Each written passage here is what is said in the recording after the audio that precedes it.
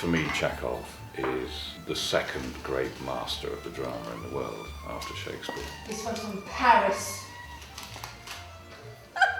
I'm done with Paris. At the centre of the play is Madame Ranevskaya. I mean, she's a widow, but she's been in Paris living with a lover for 5 years. And she returns to Russia, to her estate. She has an option, which is to sell the cherry orchard for redevelopment, actually for holiday villas. It sounds terribly modern, actually. But this is kind of intolerable to her notion, so in the end, well, I better not tell you what happens in the end. Well, it's time I was going. You might take your... However ludicrously they behave, you can feel a tenderness and an affection for all of them. So you care about them, even though they make you laugh, because they do some ludicrous things and they do behave in extraordinary ways. Greedy guts. Gentleman's here at Easter too, ate half a bucket of pickles. What's he saying? He's been mumbling like that for 3 years now. We've got used to it. We are digging deep into the characters, making them really live on stage. That bookcase was made exactly 100 years ago.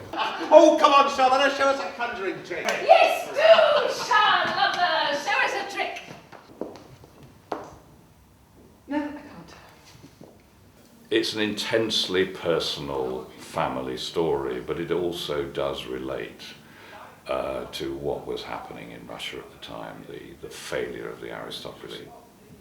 And this is 1904, what is going to happen 10, 15 years later. Chekhov seems to have, to some degree, foreseen there is going to be a great change. Indeed there was.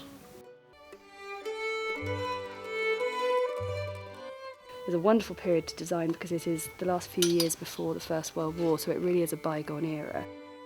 We've got to track that descent into simplicity and necessity as the family realise that their time is up on the estate and they've got to move on. If we move from